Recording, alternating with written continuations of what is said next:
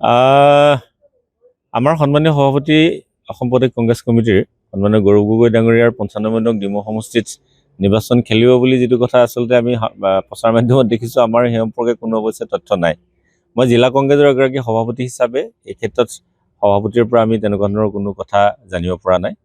দেখিছোঁ যে 2জন নে 3জন কিবা মানুহে কিবা আমাৰ সন্মানীয় সভাপতিদেৱক ডিমৌ সমষ্টিত খেলিব লাগে বুলি কৈছে, কিন্তু সেই 3জনে কি উদ্দেশ্য কৰি কৈছে, কেনেকৈ কৈছে সেই কথাটো আমি নাজানো। আমাৰ ডিমৌ সমষ্টিত টোটেল 230খন বুথ কমিটি আছে আৰু 29খন মণ্ডল কংগ্ৰেছ কমিটি আৰু 2খন ব্লক কংগ্ৰেছ কমিটি। এই সকলোৱে আমি একত্ৰিত হৈ পেলাই আমি দলৰ ভেটি শক্তিশালী কৰিবৰ কাৰণে আমি প্ৰয়াস কৰি আহিছোঁ। আৰু এজন নিষ্ঠাৱান কৰ্মী হিচাপে যদি গৌৰৱ গগৈ ডাঙৰীয়া যদি ইয়াত নিৰ্বাচন খেলিবলৈ আহে, আমি অত্যন্ত সুখী হ'ম। কিন্তু অৱশ্যে সভাপতিদেৱে তেনেকুৱা কথাটো আমাক কোনোদিন কোৱা নাই এতিয়ালৈকে, আৰু অৱশ্যে এতিয়াও সময় পাৰ হৈ যোৱা নাই।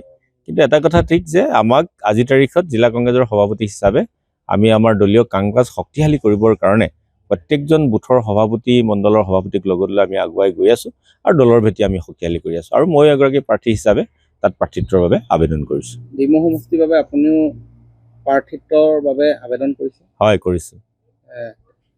এতিয়া তেওঁলোকৰ লক্ষ্য কি মই নাজানো, কিন্তু তেওঁলোকে আচলতে দলৰ কোনটো কাম কাজ বা দলৰ সাংগঠনিক ভেটি শক্তিশালী কৰিবৰ কাৰণে কোনো কাম কাজ কৰা কিন্তু আজিৰ তাৰিখলৈকে আমি দেখা নাই। এইটো হয়তো হতাশাৰ ফলো হ'ব পাৰে, কাৰণ তাৰে এজন মানে যোৱাবাৰ নিৰ্বাচনত দলৰ পৰা প্ৰতিদ্বন্দ্বিতা কৰিছিল আৰু 5000 ভোট পাই পেলাই আমাৰ দলৰ যথেষ্ট ক্ষতি কৰিছিল। গতিকে তেওঁ সেই হতাশাৰ ফলত বা হতাশগ্ৰস্তৰ ফলশ্ৰুতি হিচাপেও তেনেধৰণৰ কাম কাজত জড়িত হ'ব পাৰে। মই এই কথাটো অৱশ্যে বৰ বিশেষ অৱগত নহয়।